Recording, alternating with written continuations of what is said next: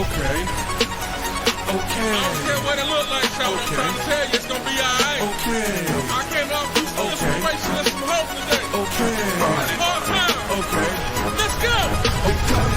From the back to the front, the head, not the tail, and we're getting what we want. We're going from the bottom right up to the top. Ain't nobody playing, cause we can't be stopped. In the end, we win. We win. Let's go. We win.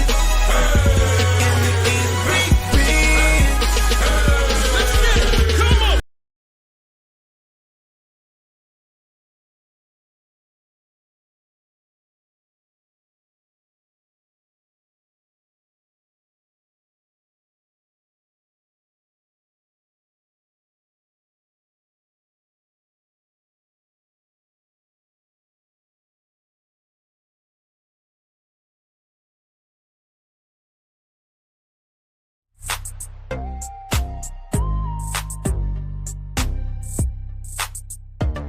What's good? What's good, YouTube? What's good? It is your boy, your host with the most, Smooth T, and you are in the midst of another dynamic We Win Sports Talk show with your boy. I am your host with the most, Smooth T, and I appreciate you being here. Welcome to We Win Sports Talk, where you're going to get your best perspective, our best perspective on everything We Win Sports, man. So look, I appreciate you showing up.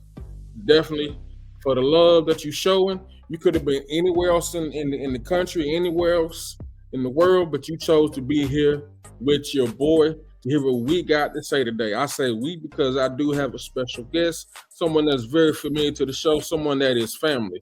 But first of all, before we do that, hey, let's do this right here, man. Right here to the side, go ahead and like, subscribe, comment.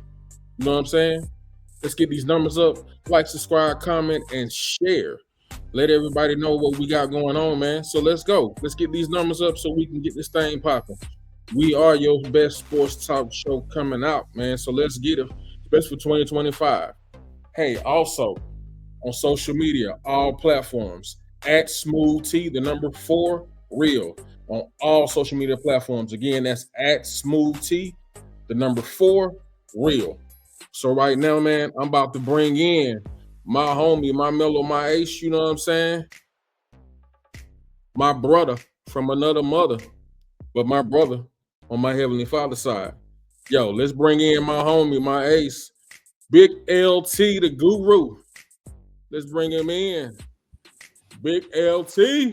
Yes, sir. Yes, sir. Yes, sir. What's going on, man? We got to be back in the saddle with you, bro. Huh? Hey, we got to be back in the saddle with you, man, so we can talk sports, do what we do, man. Yes, sir. Yes, sir. You know what I'm saying? We've been missing you. No, life happens, you know what I'm saying? But, man, glad you came back, you know what I'm saying, to sit in that normal seat that you know, kick it with us. So, man, glad to be back. Got some great topics today, man. It's been a lot of stuff that's been going on in sports. So we gonna hit on the ones that I think that's good, that's important today. So, you know, how you been, man? Let's just pop that out. How you been, my brother? Hey, you know, it's that holiday season, man. So, you know, just on my grind with that. You know, that's personal level. On the sports level, you know, I'm straight, man. You know, my teams, you know, I win some, I lost some, you know. So, you know, my Cavs, my Buckeyes made me smile, you know. My Browns, not so much, you know. But hey, we're gonna keep on pushing, man. So we got a lot cooking, so we're gonna be all right. Okay. For sure, definitely. So as you can see at the bottom with the topics that we're gonna talk about today, we got some college football we're gonna deal with, man. We're gonna deal with revisiting this Michael Vick scene in Norfolk, Virginia. We got a little women's basketball we're gonna talk about. We got some NFL. We got some great dynamic topics, man, that if y'all ain't heard about them, you're gonna hear about it today. You're gonna learn today. Because me and Big LT the Guru, we're gonna get into it, man. So matter of fact, let's get this first topic going on right quick.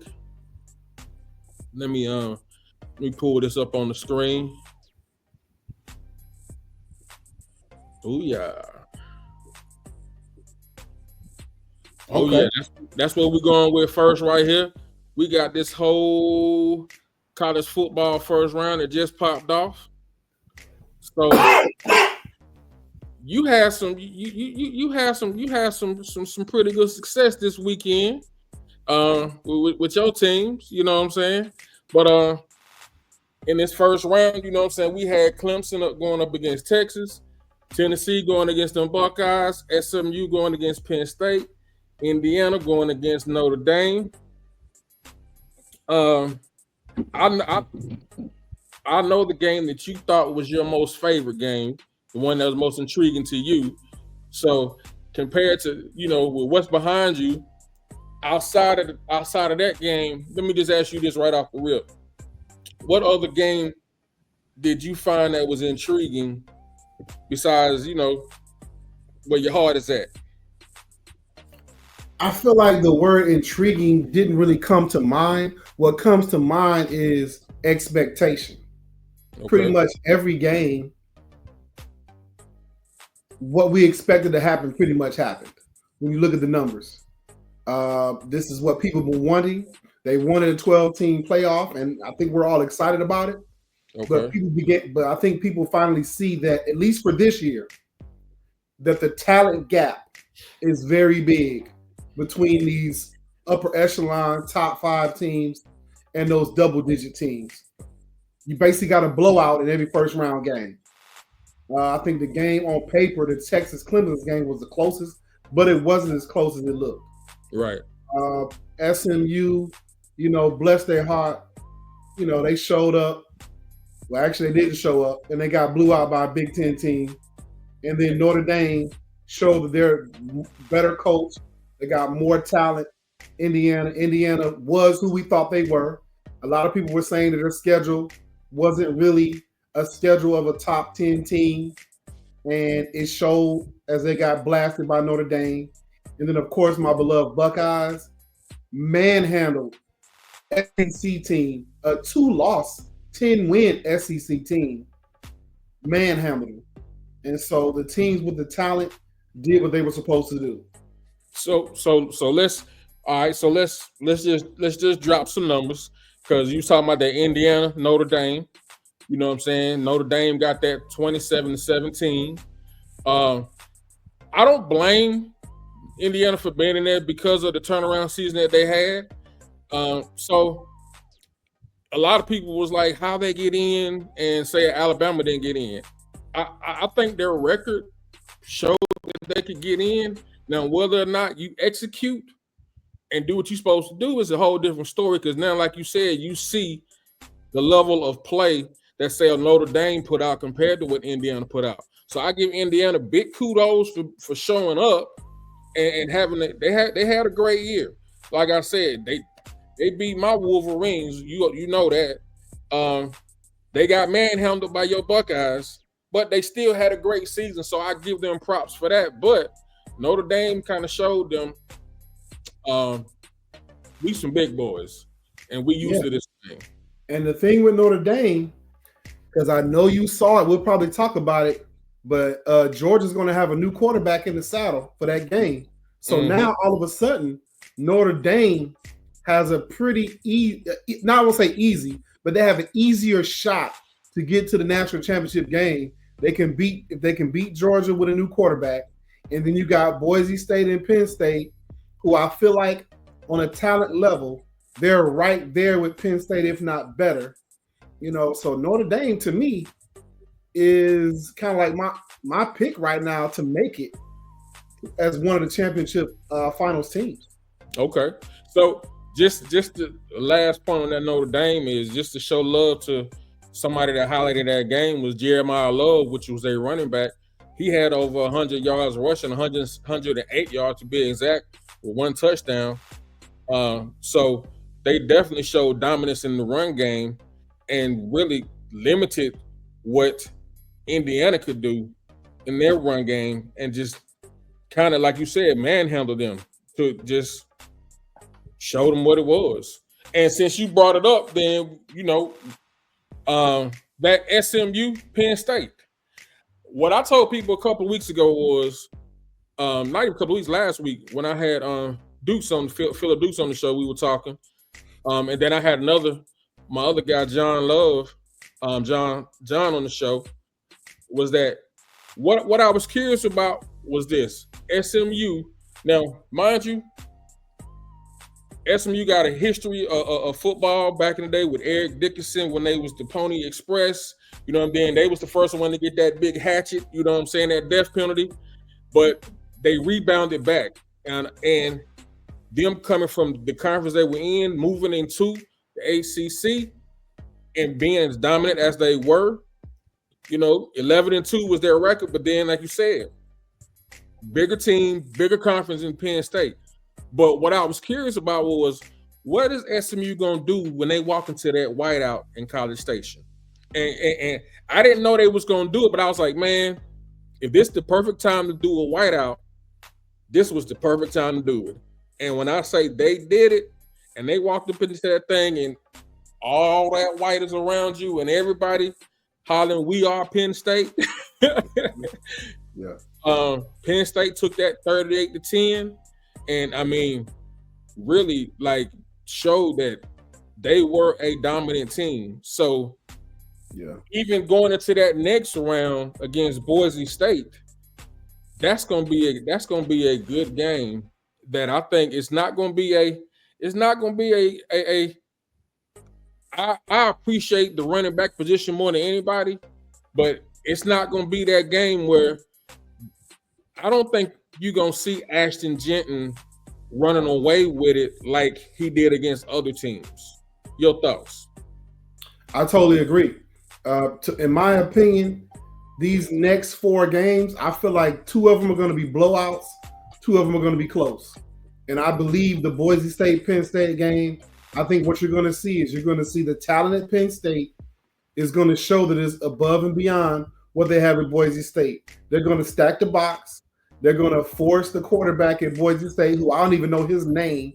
They're going to force the quarterback at Boise State to beat them, and he's not going to be able to do it. And they're going to shut down Gene. And when I say shut down Gene, he'll probably have a couple of nice runs. He'll probably even score a touchdown or so. But for the most part, I feel like the talent at Penn State is going to dominate that game. And I believe Notre Dame is going to blast Georgia because they've got this quarterback issue. Now, it might be a lower scoring blast. It might be, because Georgia still has that defense. So I could see something like a 17-7, a 17-6, 20-7. Like I could just see them confusing Georgia on offense because of the new quarterback that's coming in. And to be honest, I've looked at some highlights of Arizona State, and I believe Texas has the supreme talent there as well, especially after running an SEC schedule. I just feel like this talent is going to really overcome what's happening now. Now, Arizona State does have a good running back that I like. All right, Slaughter, hold on. Hold that point right there, because we're gonna get there. Because I'm gonna talk about Cam. We're gonna talk about Cam. Let's double back real quick to that Clemson-Texas matchup that just happened, where the score was 24-38, but like you said, it wasn't as close as you thought it was. The funny thing about that was a rival game that was not a rival game, because both quarterbacks, Ewers and Clemson's quarterback, Klubnik, they both from Texas. They both from the same place, and they both actually played high school championship against one another. Oh, wow. Klubnik actually won the game against Ewers in high school. But the funny thing was, both of their head coaches were father and son. So Klubnik's head coach was the daddy, and Ewers' head coach was the son, and that was the first father-son to go against each other in the Texas state championship. And they battled in that game, but in this one, Klubnik won it.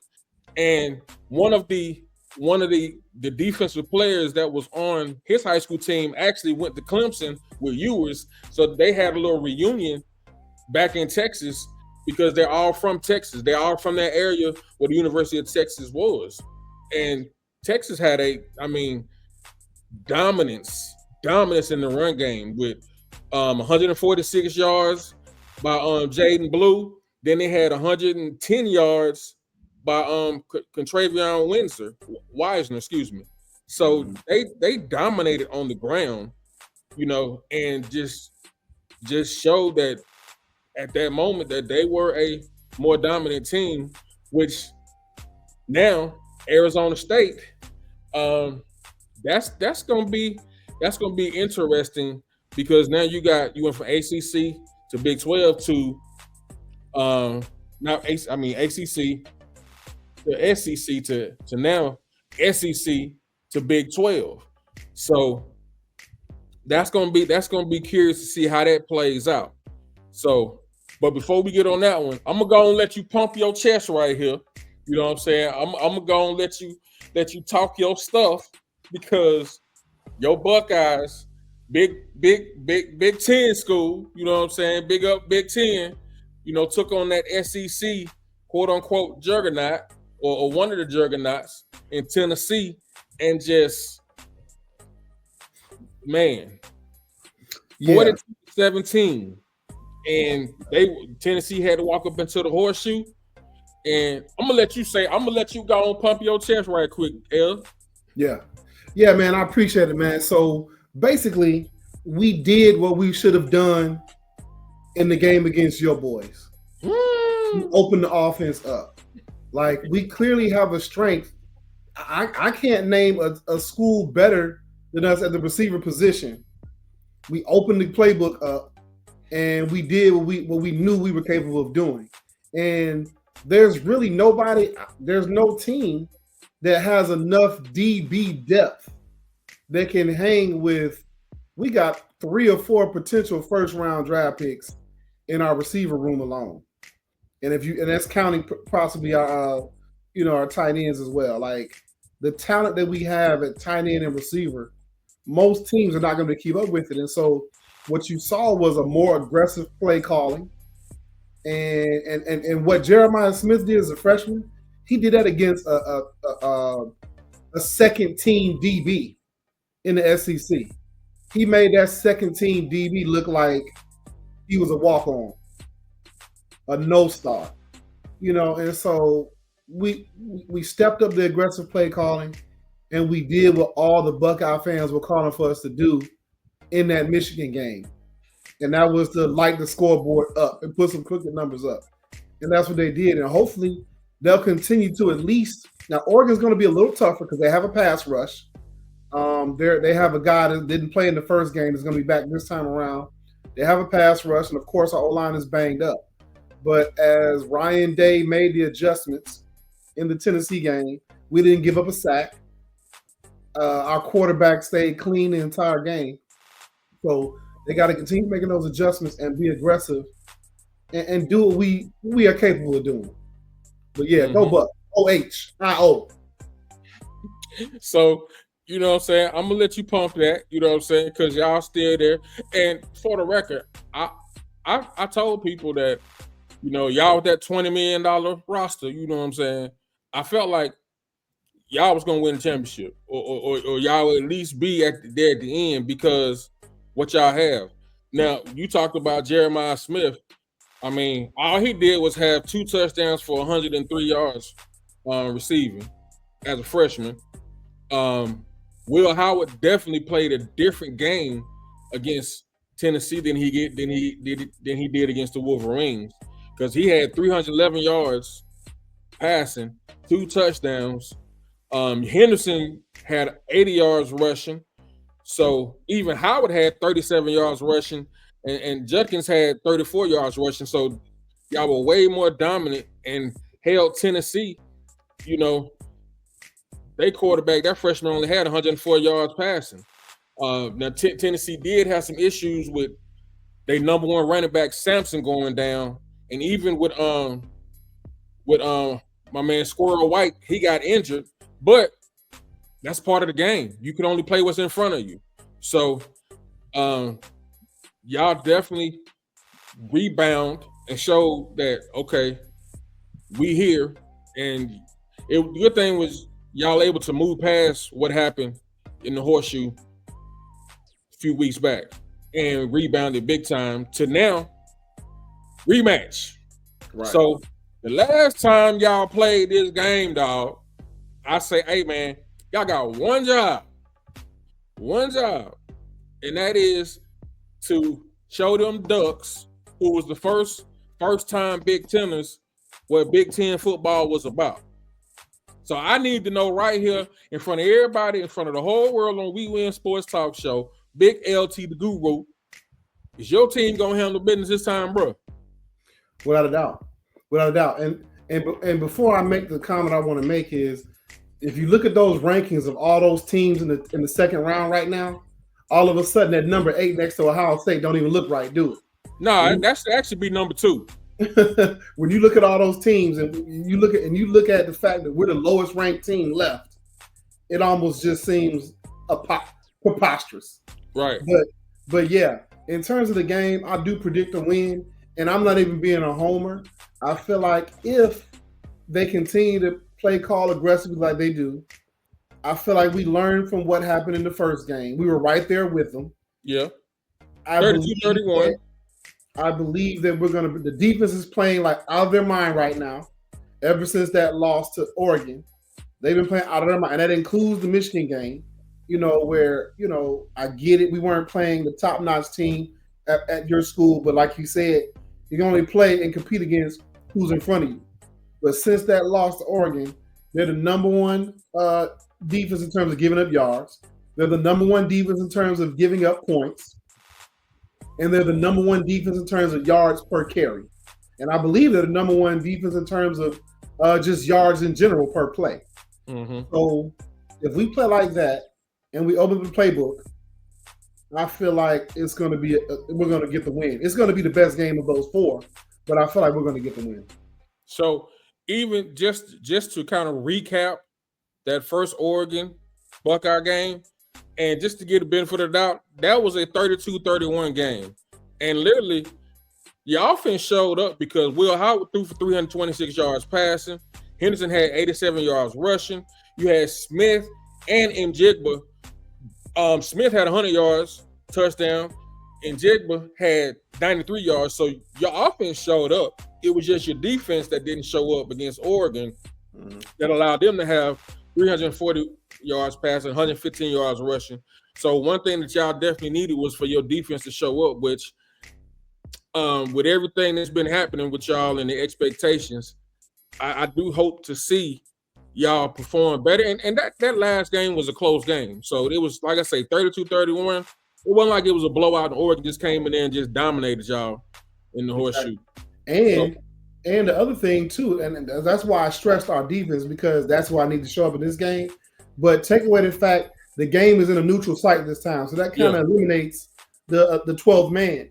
Yeah. So it's in the Rose Bowl, so the crowd won't be as cantankerous as it was in Oregon. So I feel like that's going to help us pull it out as well. They're going to be more. They're going to be more Buckeye fans there than Oregon fans. Believe that. Hold on, man. Before we move forward, did I just hear a word? My boy just said cantankerous, y'all. That's an education come out there right there. The Guru don't say it's cantankerous. Yeah, I had to break the SAT word out on you. Bet. So we got so y'all against Oregon. That's gonna be I think, like you said, with neutral site, that's gonna be a whole different ball game. Also with this Texas, now we can go to this Texas Arizona State where you got Cam Scatterboot, who was a running back, who he was probably second to Ashton Jenton as far as his production. Now I ain't gonna front, when they played in that Big 12 title, he busted that Heisman pose. I don't know why he busted, just unless he was just saying I should be in the running, because you wasn't gonna get it over Ashton, and you definitely won't get over Travis. But I respect his game because, like I say, I love the running back position, and I'm real biased to running backs. Outside of what Travis did was just phenomenal. Like it's words can't even say about what he did this year. But it's Sarkisian gonna have them boys ready And Texas has a strong defense. So you're gonna see if that SEC power is gonna be bigger than that Big 12 power in that game right there. I do think honestly that Texas is gonna win this game just because of their background as far as what they have, their depth that they have, their substance that they have as a team. That's the word I'm looking for, the substance that they have. I'm looking for Texas to win this game. I think Scatterboo will do a little something, but I think just overall, sometimes it's about who got more talent. You know what I'm saying? And who got more game changers and who got more players. And I think Texas definitely has more game changers and more game players than Arizona State, honestly. Agreed. That's all he got. He just said agreed. Hey, I kind of said everything. I mean, I said everything that I wanted to say. I feel like, the talent, I already said it, the talent in Texas is going to outweigh, what's going on in Arizona State. There's really nothing, I don't see anything really impressive up and down their roster. I mean, it's very similar, I think, what's going to happen in the Boise State game. You've got a good running back on Arizona State's team, but Texas is going to take him away and make Arizona State's quarterback beat them. I think their quarterback's a little bit better than Boise State's. I think he's done better numbers, but I don't think he's that amazing to where it's going to make a difference. So I got Texas. Speaking on that Boise State game, their last game, of course, they only won 21-7 to win that that Mountain Western championship. Their quarterback's name, by the way, is Madison. So L say, I don't even know his name. If they don't know your quarterback name, you in trouble. You know what I'm saying? Because everybody know who Dylan Gabriel is. Everybody know who Quinn Ewers is. Everybody know who Travis, who Shedeur Sanders is. Who Cam Ward is. Everybody knew who Carson Beck was. So if they don't know your quarterback name, you in trouble for real. So, they going against Penn State, and like you said, I think Penn State has a dominance that they're going to use on defense. That's Boise State hasn't shown themselves to be that dominance in a passing game that they have to rely on Ashton Jensen. So I probably can guarantee you that Penn State is going to lock in on that running game and say, okay, Madsen, prove to us that you're a quarterback. Because we're not going to let Jensen beat us by ourselves. So now if they do it, shame on Penn State. Shame on Penn State. Because they are definitely the bigger powerhouse school that should have more talent. So we'll see. But I definitely think that, like you said, it's about the powerhouse and about, okay, we got more talented players than y'all. It's kind of like what you said about y'all defensive back lineup. We got more people that can cover y'all. So you don't have enough balls going up in the air that can stop us. And I think Penn State gonna do the same thing, except they're gonna do it reverse. Show us that y'all can pass because we're not letting you run crazy on us. It's just that simple. Right. Then what you about to say? I was going to say Madsen. I kind of looked him up as you were talking, and he's a passer. I mean, he's got 2,700 yards. It's crazy because Jinty has 24, almost 2,500 yards rushing. So he's only 200 yards rushing behind the quarterback's passing yards. He's got about 20-something touchdowns, only 3 picks. So he's managing the game very well. But he only has like 200 yards rushing. So it tells you right there he's not really gonna run the ball on you. He's gonna hand it off to Jinty and hope Jinty can get the yard. I think Jinty averages like 7 yards a carry. So they need Jinty to get 6 or 7 yards a carry so that they can get those second and short, third and short.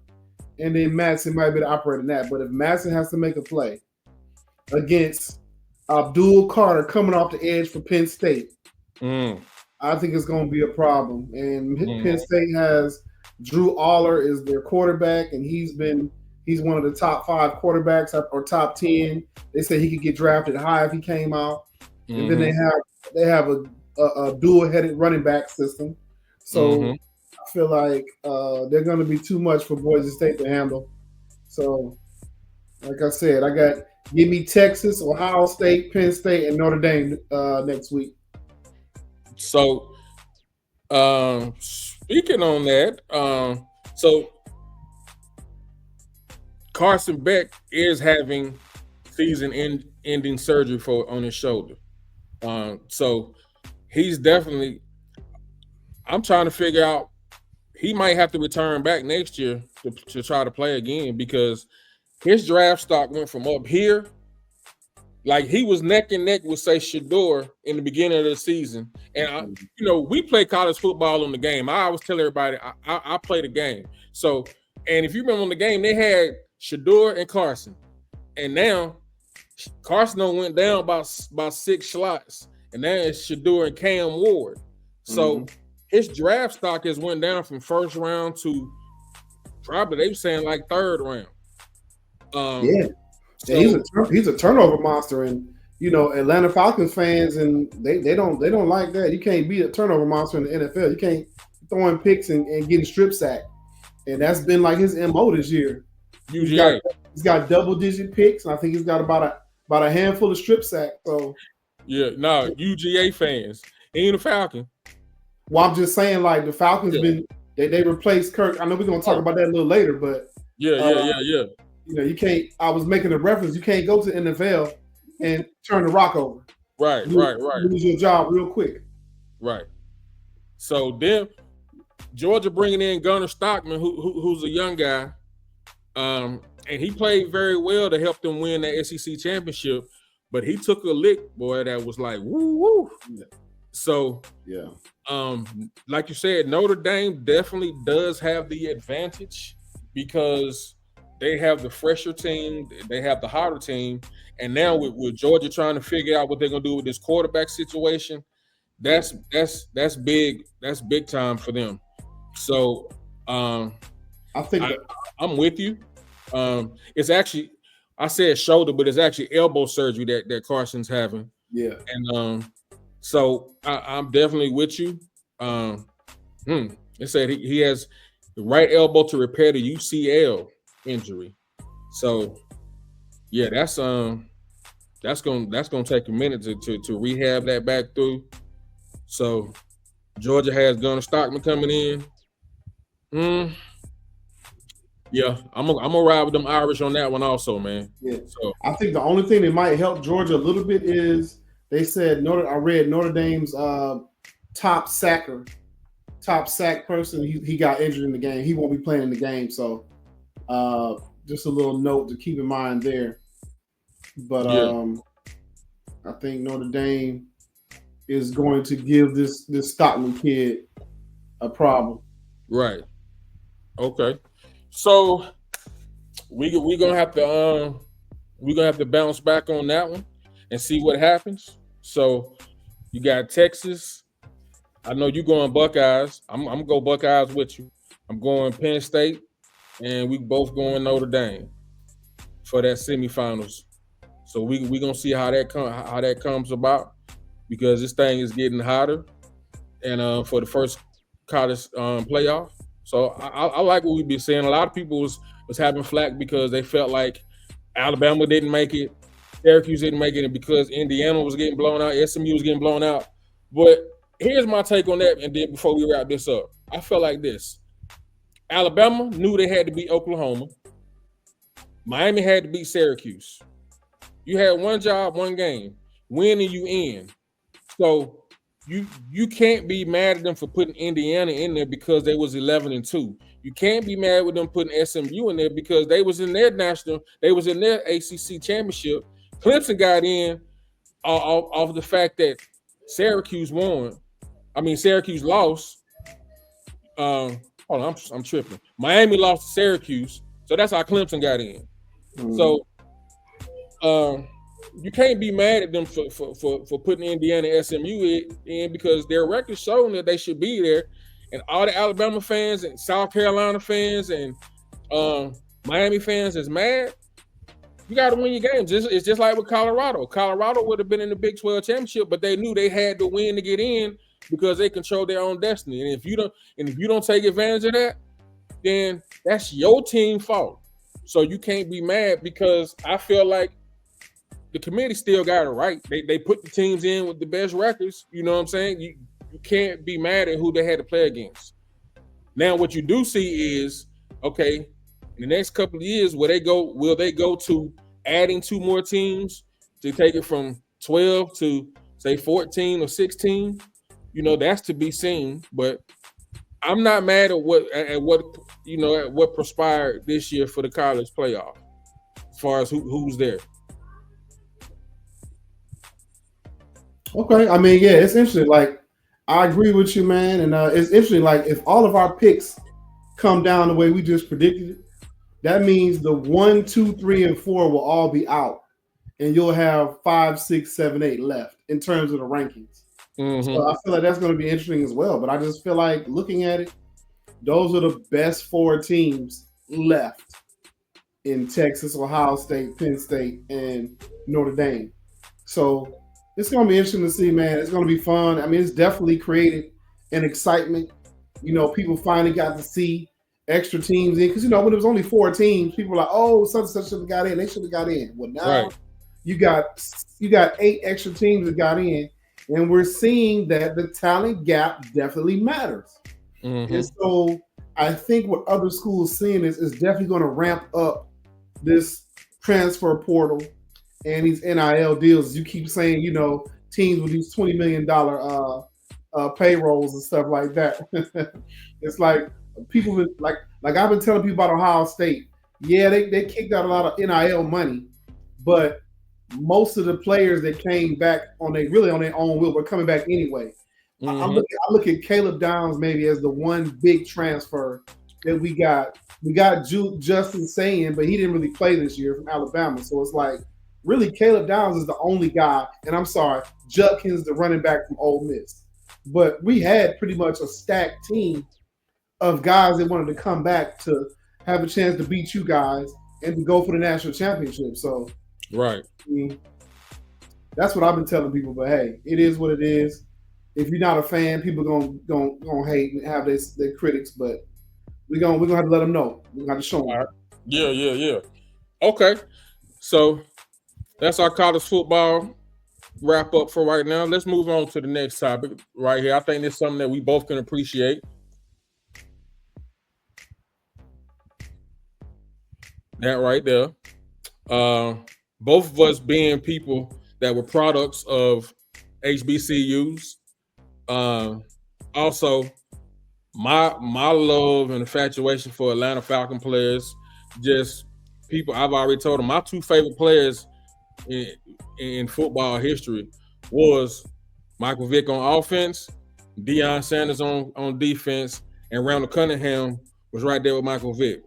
But him becoming the next coach for Norfolk State, the Spartans, I think that's a huge thing. I did want to let me show this clip right quick, and then we're gonna speak on it. But that's where we're going right here. Let me pull this up.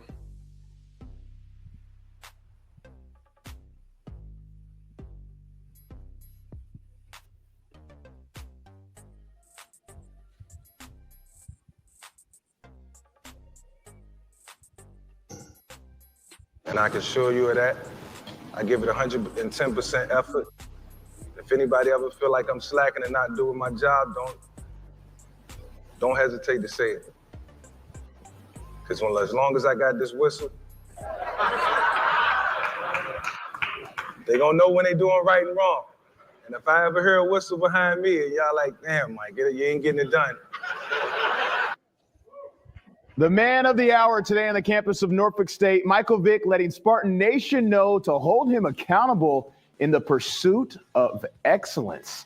All right, everyone, welcome back. Today was the day we had all been waiting for since last week when we found out Newport News native Michael Vick was going to be the new head football coach at Norfolk State. Some main takeaways from today: Vick saying it was very difficult to leave his position at Fox Sports as an analyst, but ultimately it was an opportunity to coach young men in the community he grew up in that pulled him to accept the job. And now, because he is in charge, he has some big decisions to make. The transfer portal is open. Another signing day is coming up in February, and Vick has coaches to hire. After his opening statements this morning, us in the media had a chance to ask Vick more questions. Here's what he had to say when asked about his immediate plan of attack in terms of his priority list and building out a staff. I've done more work in the last 2 weeks than I've done in the last 6 years. I think experience is very important in the staff. From guys who've been around the game for a long time to maybe first-time head coaches who just want to break through in the game. I think it's about being able to, not only be great on the X's and O's side, but to also be able to recruit young men in the area, recruit young men abroad that can come in and change the face of the program.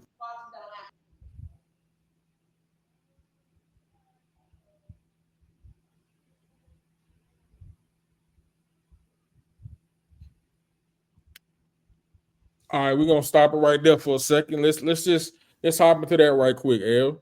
I got some more footage I want to show, something that he said that was kind of personal, but your thoughts on Mike Vick. We know him from Madden 2004 cover athlete, you know what I'm saying? And one of the most dynamic faces in the NFL that has ever played that quarterback position. But now, new Norfolk State Spartans head coach. Yeah, man. Hey, HBCUs, get ready for the Michael Vick experience on the coaching level. I love it, as I think most people do. And the guy in that sports rap kind of mentioned it, which is where I was going to go with it. But the fact that he had to be pulled out of being an analyst, I think that set him up for what's getting ready to be, I think, a productive tenure as a coach. Because we all know Atlanta Falcons Vick was just a pure athlete with a cannon of an arm, but he didn't really study the game much. It wasn't until he got with Andy Reid over with the Eagles where I think Andy Reid kind of helped him focus on understanding and learning the game and breaking down film. And we saw him he leveled up as a quarterback. And so I feel like that started him on a path of actually studying the game. And then he became an analyst. And I feel like that, in addition to playing the game, is going to allow him to grow into a successful coach. So I feel like Norfolk State, just like Coach Prime at Colorado, just like Eddie George at Tennessee State, now you got Michael Vick coming in at Norfolk State. I feel like, and he said it, if he gets like a veteran staff with some young guys that can kind of motivate the guys coming in, I feel like he's up for success. And a lot of people might not catch what my Coach Vick just said, to recruit guys in his area. We all know that Virginia area has some great athletes. Right. So now you got a guy like Michael Vick, who a lot of people are looking up to and they know about him. He's going to get first dibs on some of these prime athletes. So I look forward to following this. And I believe Michael Vick is going to do a really good job over there at Norfolk State. Cool. Also, wanted to show this right here. Some great footage that he said that was pretty phenomenal. And then I'm gonna share my thoughts on it.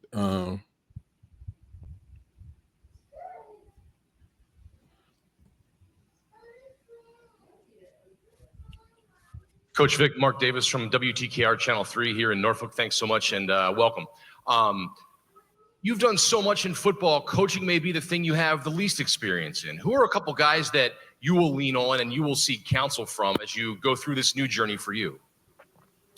Yeah, well, certainly all the coaches that coached me, they all reached out and was like, man, you're going to do great. This is going to be amazing for you. We look forward to watching you and watching your development. Creating a new culture in my backyard was really the deciding factor. And so, I hope this can be a long-lasting relationship, working relationship, and that's what it's going to be. But it was about a 3-week process in order to get to this point, to be able to sit here in front of you today. Hold on, we doubling back. Hold on, it's coming back. Coach Vic, Mark Davis from WTKR Channel 3 here in Norfolk. Thanks so much and welcome. You've done so much in football. Coaching may be the thing you have the least experience in. Who are a couple guys that you will lean on and you will seek counsel from as you go through this new journey for you? Yeah, well, certainly all the coaches that coached me, they all reached out and was like, man, you're going to do great. This is going to be amazing for you. We look forward to watching you and watching your development as a coach. And don't hesitate to reach out. So, that came from Andy Reid, Mike Tomlin. The first person I reached out to was Deion Sanders because he's a mentor. We talked about it last year. And Deion was like, I don't know what you're waiting for. You might as well go ahead and get into it. And so he was one of the first people that I called. But a lot of people ask, are you going to be the next Deion Sanders? And I'm quick to tell them, no, it's only one Deion Sanders. His soul, his spirit, the way God created him, he created an amazing man. And Deion is Deion, but I'm Michael Vick, the speaking third person.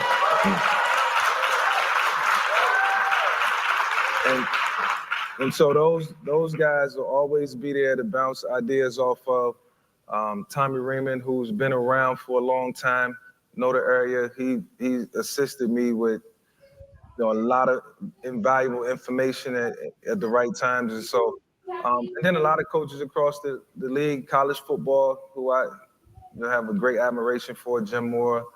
Those guys are going to be there for me if I ever get into a sticky spot. I can't figure some things out, and then I have the right people around me to assist me as well. And it won't take long to get the hang of it. Before long, I'll be enjoying this and hopefully trying to celebrate the championship. That's what this is all about.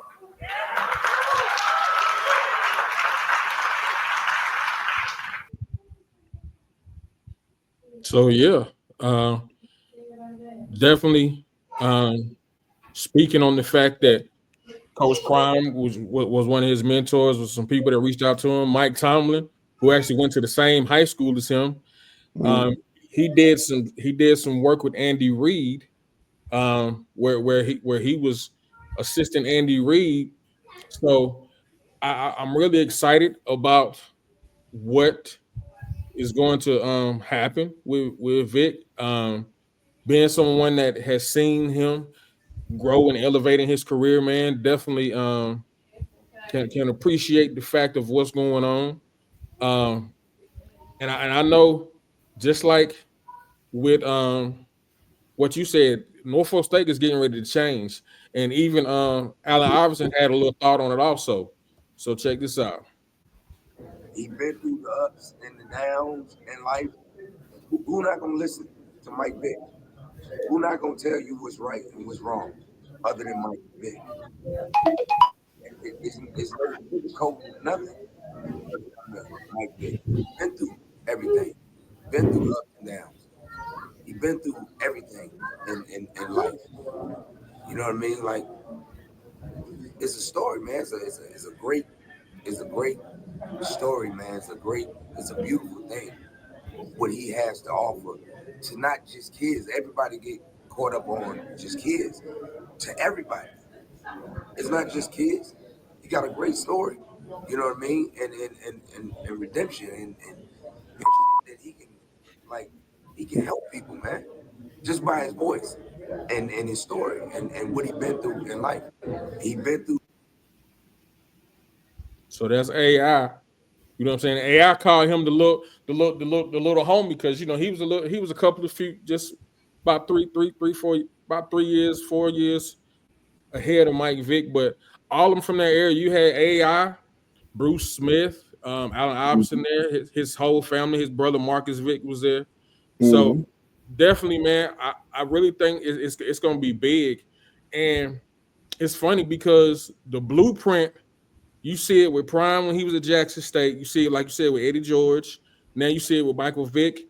But you got to think about it. Michael Vick was as polarizing as Prime was. Michael Vick was actually at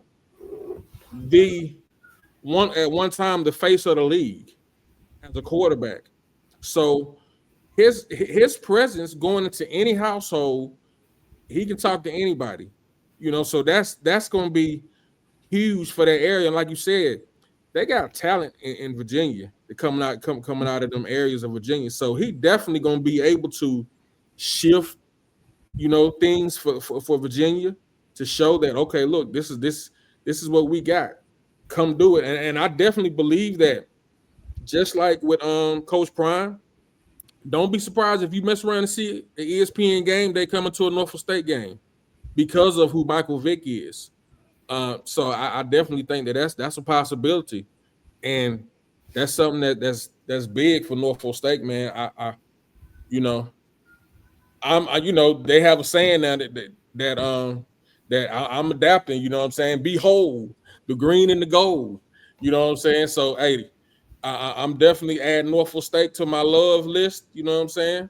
Just For like sure. I did with Jackson State when Prime went there, and so that's definitely something that I'm supporting, man. I think it's great for that area because them kids gonna be able to receive from Mike and get everything he got. And he don't, like you said, he gonna been up and down, been through opposition and made it, and we came back and did it again, man. So that's gonna be huge. So Yeah. just wanted to Yeah. hit on that. Big ups to the homie Mike Vick, man. I'm so excited for him. I know he's gonna do some big things over there. Yes, sir. Yes, sir. And since we talking about it also, and we brought up Coach Prime and his affiliations, I definitely want to give a big shout out to Jackson State, man, for what they did on winning the 2024 cricket championship, cricket bowl championship, to win the national HBCU championship. I don't know if you caught that game, but that was a dominant game that they played against South Carolina State, who South Carolina State was somebody that beat Coach Prime when Coach Prime was there. I remember that first year. South Carolina State beat them. And to me, when Coach Prime left, everybody was, people going to be hard. You know what I'm saying? They're going to be upset, but Coach Prime told them, I'm leaving the blueprint. And for him to bring in T.C. Taylor, who was from Jackson State, an alumni, played at Jackson State, but also he was Coach Prime's offensive coordinator. And he was Coach Prime's handpicked to say, hey, no, this who need the job. So that's in that line of how head coaches have that tree. He in that Coach Prime tree, you know what I'm saying, of people that was under Coach Prime, and now he took it to another level that Coach Prime didn't. And Coach Prime definitely reached out to him and said, congratulations. But, big up to Jackson State, the Tigers, on winning that game 28-7. And when I say they had a dominating game, they played their tail off. They got a freshman wide receiver named Travis Terrell. This little dude, man, when I say ball of lightning, dog, ball of lightning. Like, he took one back, took it to the house that they called back, but every time he touched that ball, it's something going, it's dynamic. You know what I'm saying? So big up to them, man. Being an HBCU alum, myself and you also, man, just appreciating Coach Prime for what he did at Jackson State. Just big up to the Tigers. Yeah, I agree. You pretty much said everything needs to be said. A lot of times when coaches leave, they leave with all their stuff, so to speak. And I like the fact that Coach Prime left. This shows you what kind of stand-up guy that he is. That he left, like you said, the blueprint and just enough talent there for them to continue on. He pulled a lot of his talent out to bring to Colorado for very good reason. But I feel like he left enough in the coaching, and a few guys stayed on there, a few players stayed on there to kind of help move that culture on, and will continue the culture on to what Coach Prime had established. So, yeah, man, hats off to them and congratulations to Jackson State, man. Also, something that they had over 2.1 million viewers watching that game, man. So anybody saying that ain't nobody paying attention to HBCU games, man, that game was in Atlanta at my beloved Falcons home at Mercedes-Benz Stadium, and they had 2.1 million viewers watching that game. That was on ABC, including myself. Nice. So that was definitely nice, man. And so definitely big up to them on that one right there. So big up to TC for that. But all right, man. So while we still here, we gonna do a little side shift a little bit, man. Something different, because here we win sports talk. We talk about sports. So one topic that I'm not gonna shy away from is any topic really, but I'm not sure if you let's see. A lot of people last year in women's basketball, college hoops, was big on Caitlin Clark and everything that she did.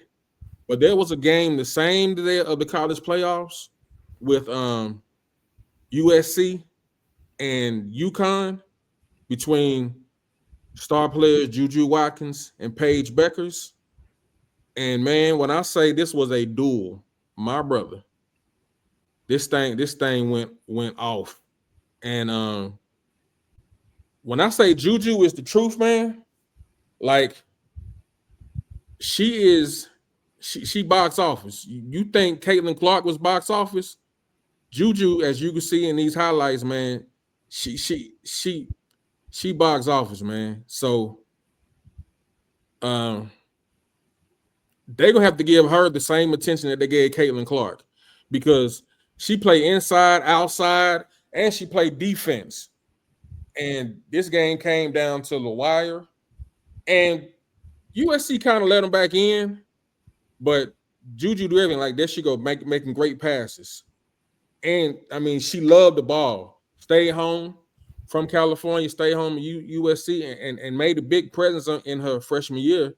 But this sophomore year, she came in ready and she good to go. Now, also with Paige Beckers, who was UConn's, number one person, they had a duel, and it came down to the last second, man. What's your thoughts on them? Hey, I like what's happening. The women's game is growing and developing, and what you're beginning to see is these skilled players in women's college basketball, and you've seen it all come together. Their games have evolved. Before, I mean, it used to be a lot of backdoor cutting and screens and things like that, and they still do that, but you got some highly skilled girls that can get buckets. Girls like Paige Beckers and Juju. These girls can hit threes. They can shoot off the dribble.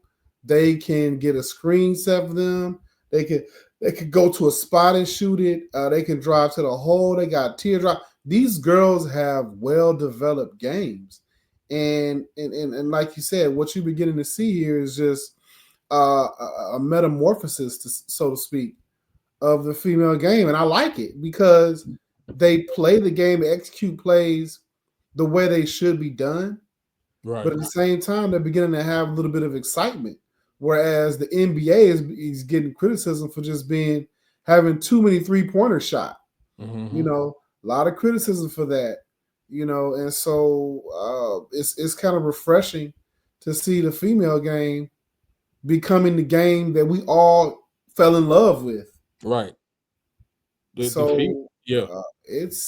females, a game like that game is what we fell in love with, like in the 80s and the 90s. Right. And even with she could have went anywhere she wanted to in the country, man, but she chose to stay home to try to bring back that glory that USC had, in the early 80s when they went back to back with Cheryl Miller them. And when I say they put on a show, you know what I'm saying? Paige Beckers ended up with 22 points that game.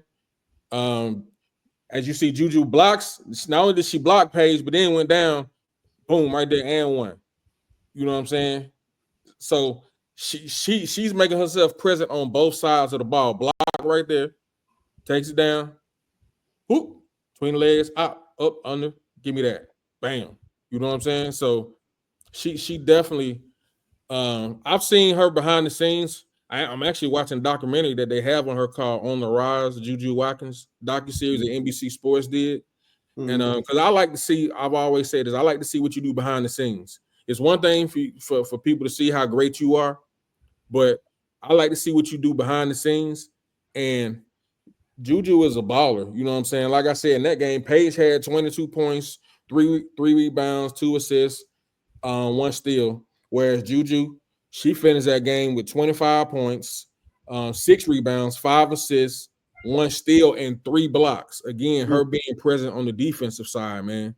So it came down to, you know, that they put up a big gap against UConn, but then UConn being who they are, which is a dynamic program, so you can't take nothing away from Gino and his crew. They fought back, and it literally came down to a last-second defensive stop that USC had to put out, because they definitely fought back, and it was a great game, and to the point to where that actually moved USC up to the number 4 spot this week. They were previously at number 7, but moved USC up to number 4, and it moved. Actually, UConn went down to number 7. So that's definitely a matchup to continue to watch for this season. So definitely, man, big up to what they're going, what Juju is doing, man. And like I said, with everything Caitlin Clark got, all the attention that they got, Juju was the next thing coming. And I'm seeing it last year. She need to get it too. You're right. She's, you know how they say, we was talking about on the phone, how they say with dudes, he's a him, she's a her. Yeah, definitely. She is a her. She is one. So definitely can't wait to see what's going to happen with them. But just wanted to spotlight that, man, because Juju has been she's a baller, man. So WNBA, get ready. She got 2 more years before she'll probably get out there. But definitely it's something that's huge. Yeah. So, but that's that right there. Coming up on the last topic that we got, man. I cannot not talk about this right here. Then I got a little side bonus that we're gonna joke about. But something that I definitely want to bring up that happened this week, because we talked about it last week. But my guy, my QB, my new QB shows up and does his thing, man, against the New York Giants. PENIX Jr. Showed up and said, "Hey, I'm here. Deal with me."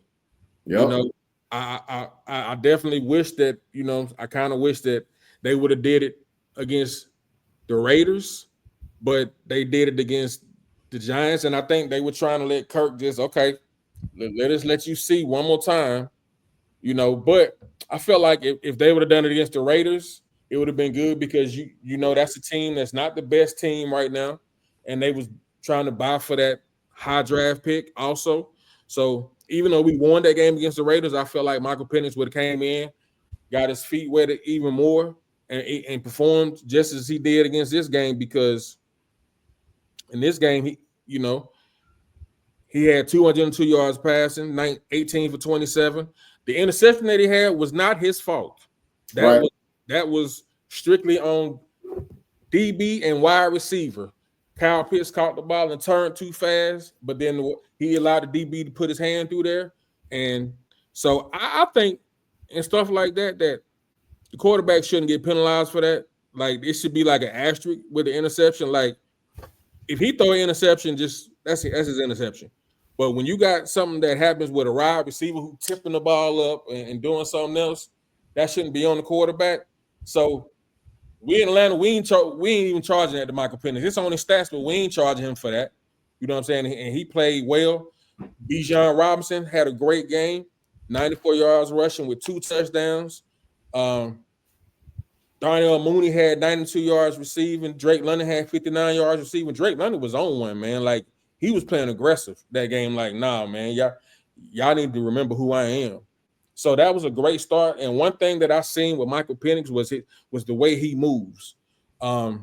I read a report last week, and I'm gonna add this in one of these shows where they showed the difference between Kirk Cousins' movement and Michael Penix movement, and you could see something was still bothering Kirk Cousins, because even when he was doing his handoffs or his play actions, he wasn't getting back. And that's funny because sometimes you don't think the small things matter, but how fast you can get back to get at running back the ball or that play action, and you turn around and you get ready to throw the ball, that stuff matters. And if you're still injured and you can't get back there fast enough to do that, then that was affecting the way he was throwing the ball. But Michael Penix and everything he was doing, his movement was on point. His throws, even coming out the pocket, running, he was doing it, man. Yeah, man. You pretty much nailed everything I was going to say, but I will add this. Atlanta, congratulations. You found your new quarterback, because he did so well in the eyes of the coaches and I guess the powers that be. They already talking about cutting Kirk Cousins. They're talking about he's not going to get his bonus. They're going to have him cut before the new year begins for NFL. So, and rightfully so, man. Rightfully so. I know it's one game, but I think talent, or people who observe talent recognize talent. And they did a good job in the game of showing his eyes. They did some replay during the game showing his eyes and how he would look to the right and pass back to the left, or he would look left, pass back to the right. How he was reading the defense and going through his progressions. Those are things that really, I guess they can be taught, but some people just read it faster and they know where they're going to go with the ball before the snap even happens. They read the defense and just know what they're going to do. And Michael Penix Jr. just looked like he knows how to be a quarterback. And I feel like with the loss that Tampa Bay had, Atlanta is now primed to win these last 2 games and go to the playoffs like we all predicted they would do with better quarterback play. And hats off to Kirk Cousins. He got Atlanta through the first 7 or 8 games when he had 17 touchdowns and 7 picks. But now it's time for this young man to get in here. That can make more plays with his arm. He's definitely a better runner if he needs to scramble. And Atlanta, if they can win out, now they're in the playoffs and they can cause some damage, because you never know in the playoffs, anything can happen. So right. Congratulations to that young man. Right. Definitely. Even with that, you know what I'm saying? Because a lot of people, and everything's up to to perspective and what you think, and everything's opinion. But a lot of people, because he didn't win the championship game, but when you looked at pure quarterback play, a lot of people said that he was actually the best quarterback in the draft, as far as his accuracy, as far as him being able to, deliver the ball, his arm strength. Even though he didn't win the Heisman Trophy, you got to remember the Heisman Trophy is about the highlights and the dynamicness of what you did. But as far as being the best pure quarterback, a lot of people have felt like he was the best quarterback in the draft. He just didn't win the Heisman Trophy.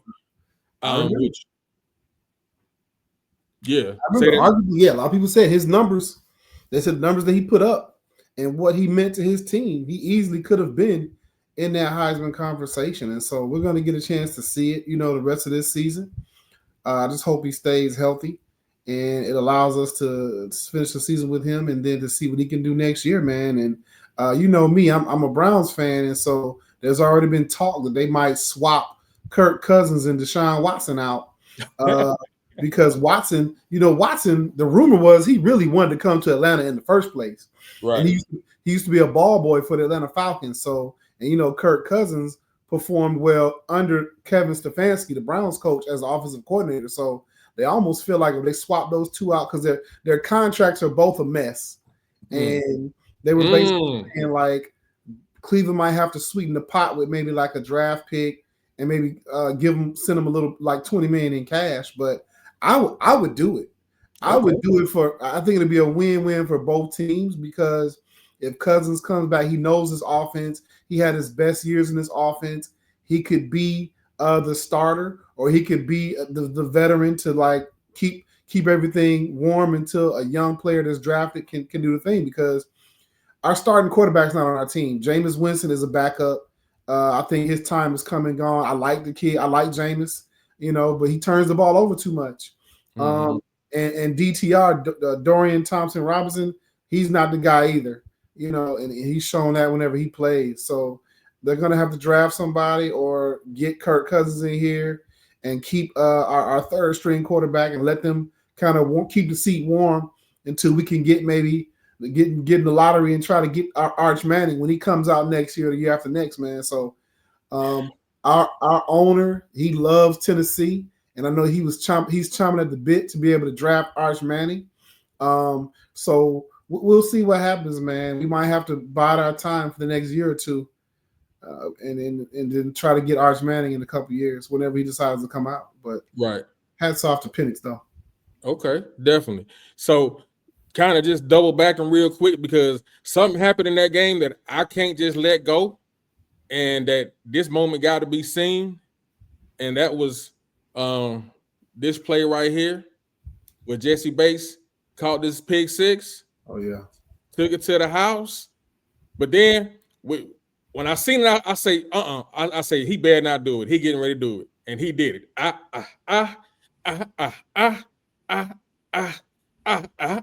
Yeah. Come on, man. He nailed it. Prime on him. Yeah. Had to. So I definitely appreciated seeing that, man. So I said, man, I got to make sure I put that on the show, man. The show, anytime you in Atlanta and you showing and you remember and you notice the effect that certain players had, like say a Dominique, you know what I'm saying, when Josh Smith put on that Dominique jersey in the dunk contest, or with him doing that with the prime dance, or even when they be doing the Dirty Bird dance that Jamal Anderson used to do, man, that's just showing prime. And I appreciate it, because that's showing players looking at the past and the history of a certain team. So him doing that prime, you know what I'm saying, I was like, man, and Jesse Bates, man, he has been worth every penny and every dime he's gotten, man. He is market value, bro. Yes, you know what I'm saying? Mm-hmm. So I definitely appreciate that. And man, we coming up to the end. I do have one little last nugget that I was like, man, I got to show this, man. This is since we've been talking about him, you know what I'm saying? But that's this right here, man. Check this out, dog. This is Colorado going to the Alamo Bowl. I don't know if you've seen it, but that plane said Rolls Royce plane. Shout out to Well-Off Media for this footage. Just showing how they traveling to that Alamo Bowl, but they're not traveling in a normal, regular plane. They got the plane right there. That's them overseas planes where you got nice seats for certain coaches and certain players, and then it's big because they went on to show some other stuff, but to be sitting in that plane right there going to it, hey man, that's a good thing. Then not to mention, as you see right here, Prime also that 96 DT Air Max Diamond Turf shoe was rated the #1 shoe of the year. I mean, for everything that he's been doing in Colorado and what he's doing now, even in marketing, I think one of the greatest marketing players in NFL history, and still doing it on a coaching level. So, what you think about that player, man? Yeah, man. Hats off to Prime, man, and he's coaching the way he played in luxury and doing the best, man, and getting great results, man. So I was talking to my nephew who's going to be a senior offensive lineman next year. I said, "Would you go play for Coach Prime?" He was like, "Yeah." I would love to play for Coach Prime, man. So I just love what he does, man. He's making these young men into men and also showing them a way of doing it where, hey, you can still do it big and have fun and produce big on the field. Like he's turned that program around. I mean, that could be another talk some other day, but I mean, what he's done is short of amazing. And you know, God is definitely in that. I know we in sports, we believers of God, man, and Yes, God sir. has his hand on that man and that college and what he is doing, man. So hats off to Coach Prime, man. Yes, sir. Yes, sir. Definitely, man. Definitely. So, man, we coming to the end of this show, man. Definitely want to appreciate y'all for showing up. I do want to jump into a last little segment here. Something that, you know, we're in the holiday season. So I definitely want to jump into this real quick moment of inspiration. You know what I'm saying? I got that's my boy. We comrades, you know what I'm saying? We rivals with our college schools, but hey man, we brothers in Christ more than anything first. You know what I'm saying? So, you know, something that's been on my mind, even with us, you know what I'm saying, we're launching this show, man, is that in life, man, you know, opposition is gonna come, man. You know what I'm saying? But when it comes, you don't have to succumb to it. You know what I'm saying? The word says this: the weapon may form, but it's not gonna prosper. So that don't mean you gotta succumb to it. A funny Steve Harvey quote that I seen out of a movie is this: if it's not going to kill you, it's only going to make you stronger. So opposition that comes is only coming to make you stronger. So you definitely got to stick through it and run through it. And God wouldn't let you go through anything that he knew you couldn't dominate. So when opposition does come your way, man, I'm going to tell you like this: embrace the process and just go through it. Go through it is the key word. And when you go through it, you dominate it, man. And in the end, you're going to win because that's what it's about. And we here, we win sports talk. We always say, man, if it ain't about the win, don't go in. So when your opposition come in, embrace it, knowing that if it's not going to kill you, it's going to make you stronger. And God will let you see it if he knew you couldn't dominate through it. So, man, dominate through the opposition, man. And through this holiday season, you have a great holiday with you and your family and a Merry Christmas. Hey man, again, we appreciate y'all coming. I appreciate my boy LT the Guru for stepping in, making that wingman assist. You know. So, hey man, definitely a Merry Christmas to you and wifey and the family, man. And until we do this again, man, we got so much to talk about, man. After Christmas and going into the new year, man, we just getting started, man. So this gonna be a big year for us, man. So definitely, man, get ready for this ride, y'all. We win sports talk. We ain't quitting. We going all the way. And again, if it ain't about the win, don't go in. Peace. Peace.